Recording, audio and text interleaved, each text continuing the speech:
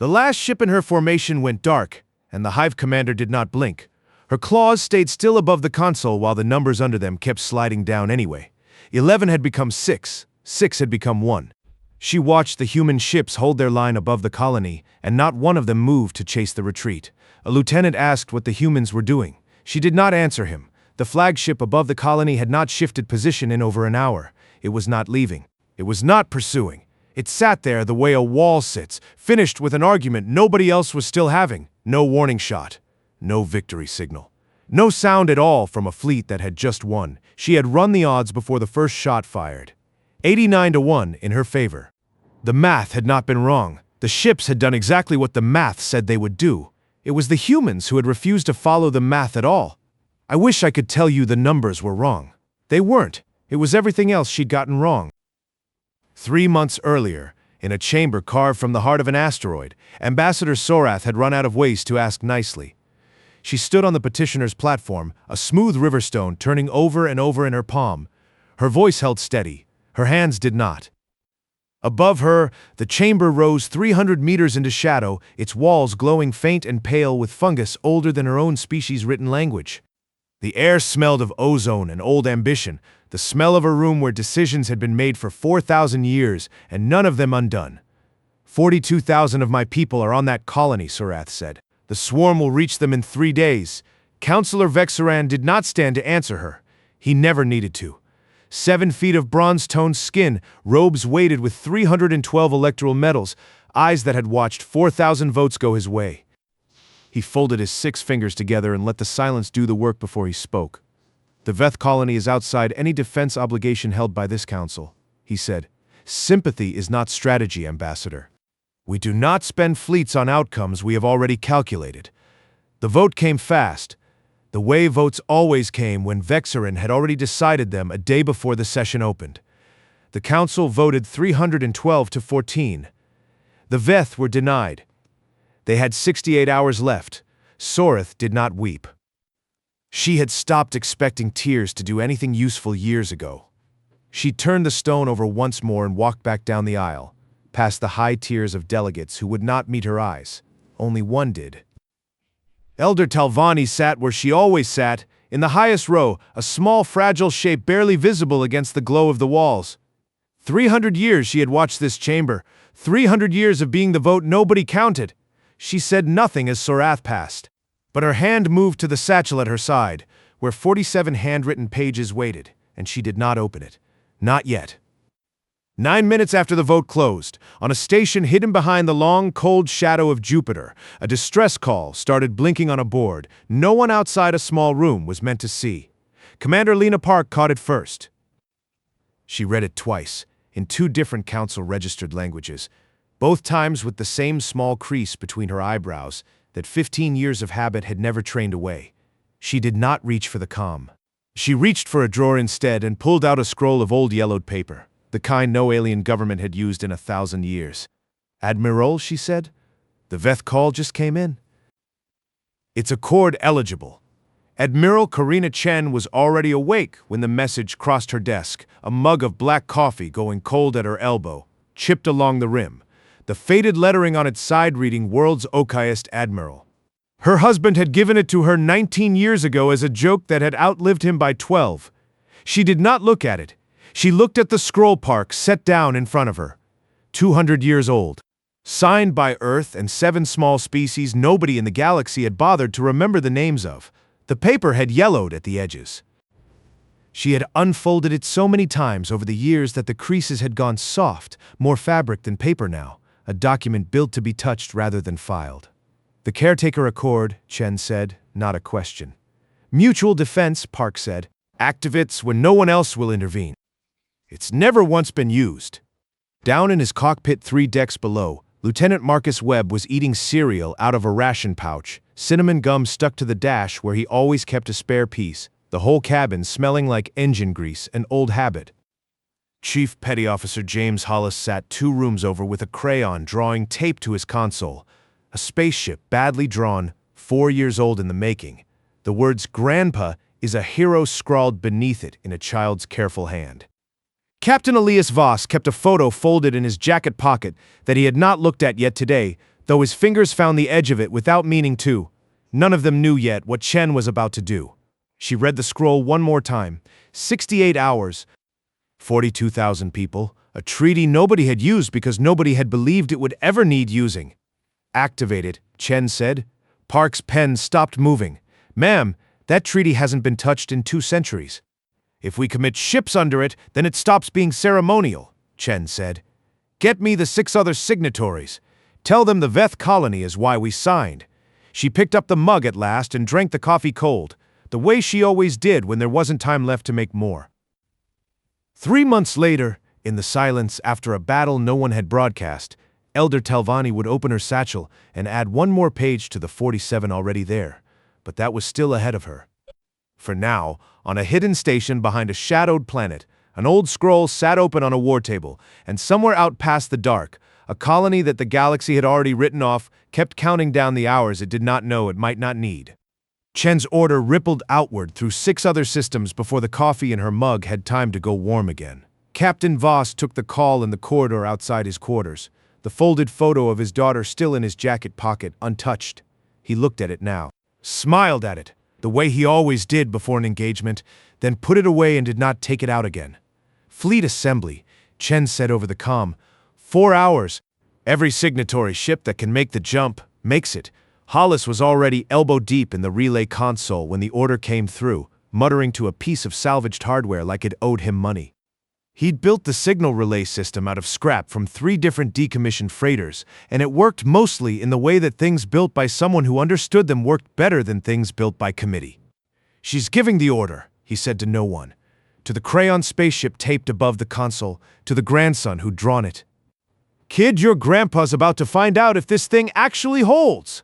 Webb ran his pre-flight checks with the same rhythm he'd used hauling cargo for 6 years before the war found him. Nothing wasted, nothing rushed, cinnamon gum stuck under the console where he always kept it. He didn't fly like a soldier. He flew like a man who needed the goods to arrive intact. None of that mattered yet to the Council, 300 light-years away, where Vexerin sat in his private chamber, reviewing the vote tally one more time, the way he reviewed every vote, out of habit rather than doubt. 312 to 14, correct? Final. He did not think of the Veth colony again. He thought of the next agenda item. He did not know the Accord had a pulse. Elder Talvani knew. She always knew first, and always said nothing first, which had become its own kind of habit over 3 centuries of being outvoted. She sat alone in her small quarters that night, with the satchel open on her lap, 47 pages inside it, and did not write a 48th. Not yet. There was nothing to record, only something to wait for. Would you have believed it, watching them load ships in the dark? I almost didn't, and I was there. The 7 signatory fleets converged on Meridian's outer marker inside the window. Chen had given them smaller crews, older ships, the kind of vessels the Council had long since stopped counting as anything more than debris with engines. Ambassador Sarath's people sent 2 corvettes and a hospital ship, all they had left that could fly. She rode in the hospital ship herself, the smooth river stone still in her pocket, rubbing it raw against her thumb. On the tactical display in Chen's war room, the combined fleet looked small. It looked, Park said quietly, like nothing at all against what was coming. How many is the swarm sending? Voss asked. More than us, Park said. She didn't give him the shape of it beyond that. She didn't need to. Everyone in the room could see the mass on the sensor plot, dark and swelling at the edge of the display. A formation built for numbers no defender was supposed to survive. Chen looked at it for a long moment. Then she reached for the Accord scroll, unfolded it one more time on the table, smoothed the crease with 2 fingers out of habit rather than need. They've never seen us fight together, she said. That's the only advantage we have. Use it! The mundane came before the storm, the way it always did if you were paying attention. Hollis ate a sandwich standing at his console, one hand still resting on the relay housing, checking the same connection 3 times, though he already knew it was good. Voss straightened his collar in a mirror that didn't need straightening. Webb chewed his gum and said nothing at all, which for Webb was its own kind of loud. Then the swarm's forward sensor drones pinged the edge of Meridian's dust shroud, and the quiet ended. The Hive commander watched the readout with the flat patience of something that had done this for 2,000 years. Small fleet. Old ships. A scattering of species she'd catalogued as irrelevant a dozen wars ago. She ran the odds the way she always ran them, fast and certain, and did not blink at the number that came back. It favored her heavily. It always did. She gave the order to advance in full formation, expecting the smaller fleet to scatter or beg. It did neither. The human ships held position above the colony and did not move. That, more than anything, unsettled one of her junior officers, who had never seen a defender simply wait. "They're not retreating," he said. "They're not advancing either. They're choosing their ground," the Hive commander said, and did not think much more of it. Choosing ground meant nothing against numbers like hers. Aboard the flagship, Chen watched the same approach on her own display, and beside her, Park's voice carried the first real edge of nerves she'd shown all day. "Ma'am, their lead formation isn't behaving like standard doctrine. They're spreading wider than the last 3 engagements on record. Because the last 3 didn't have 7 fleets waiting for them at once," Chen said. "Hollis, relay status. Live in green across all 60-plus hulls," Hollis said.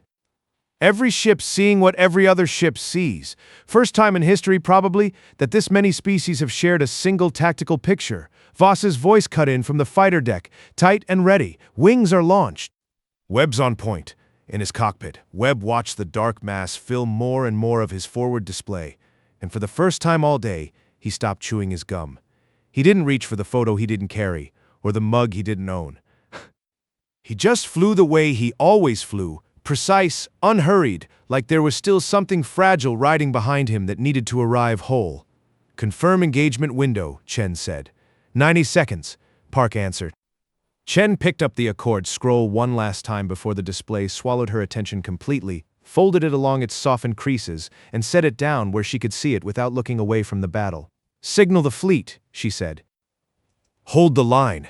90 seconds later, the first shots crossed the dark between them, and on the Hive commander's display, for the first time in longer than she could remember, one of her lead ships did not answer a hail. The lead ship the Hive commander lost was not damaged. It simply stopped answering. Its systems dark. Its formation slot empty like a tooth pulled clean.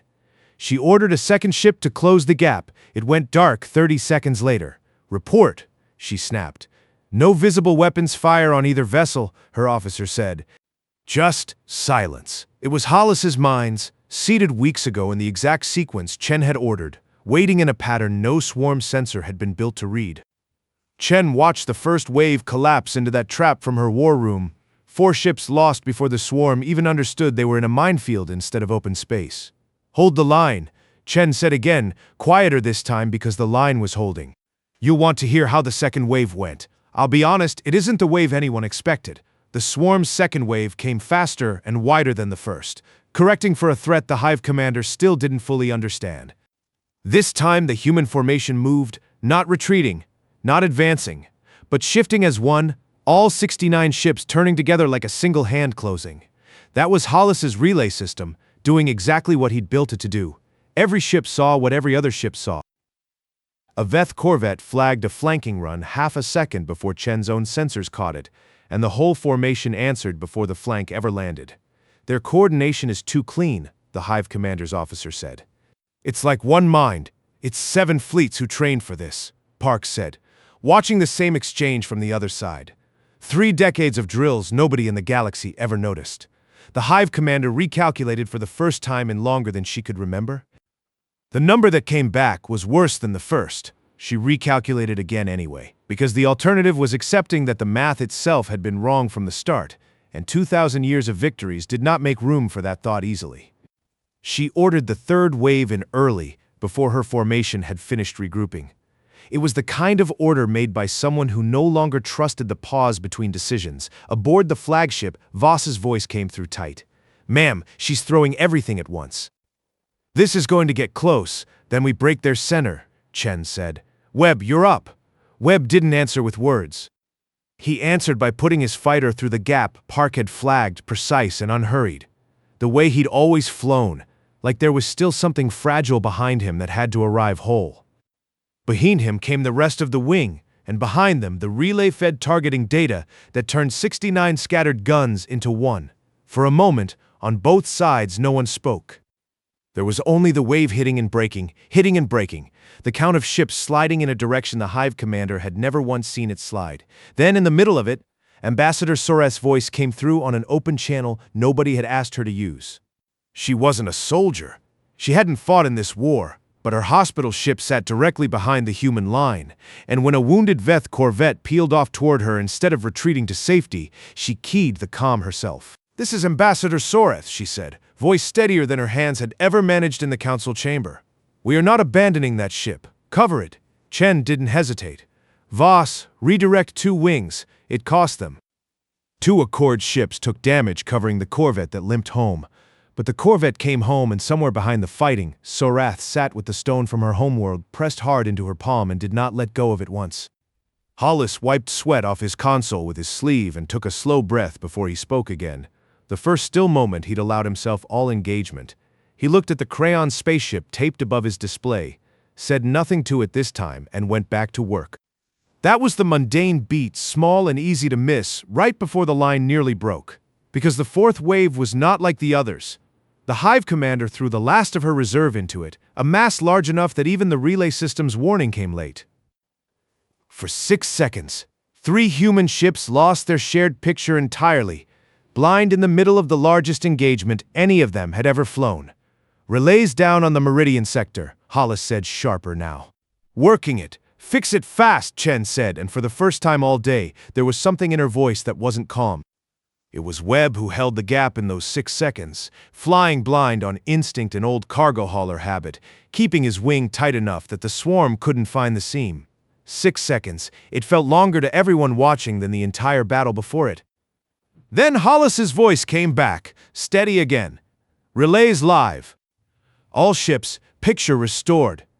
The wing closed the moment the picture came back, and the swarm's 4th wave broke the way the first 3 had, only faster now, because the Hive commander's own certainty had started breaking with it. She had run these numbers 100 times in the last hour. Every time the numbers told her she should be winning. Every time the fleet in front of her refused to know that. She stared at the tactical display at the dark gaps, where 400 of her ships had been an hour ago. And for the first time in 2,000 years of conquest, she did not immediately give the next order. Her lieutenant asked what she wanted them to do. She didn't answer him right away. She was still trying to understand how a species she had filed as irrelevant had learned to fight as one. On the human side, Park's voice cut through the war room, flat with disbelief at her own numbers. "Ma'am? She's not regrouping. She's just sitting there." Chen looked at the display, at the swarm's remaining ships holding position instead of advancing, and understood exactly what that stillness meant. Because she had ordered the same kind of stillness from her own fleet not 2 hours ago. "She's recalculating," Chen said quietly. "Let her."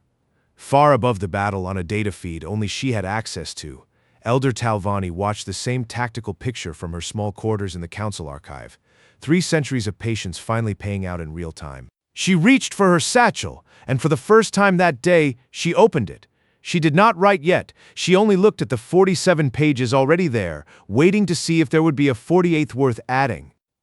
The lieutenant asked again what she wanted them to do, and this time the Hive commander answered him. "Fall back," she said. "All ships, fall back." She had never given that order before. 2,000 years of conquest, and the word felt foreign in her mouth, like a language she'd never bothered to learn because she'd never needed it. Her remaining ships pulled away from the colony in the ragged, uneven pattern of a force that no longer believed its own math. She watched the human flagship on her display, still holding its position above the Veth colony, still not chasing, still not celebrating. It had not moved through the entire retreat. "They're letting us go," her lieutenant said, half a question. "They already won," the Hive commander said. "They don't need the rest of it."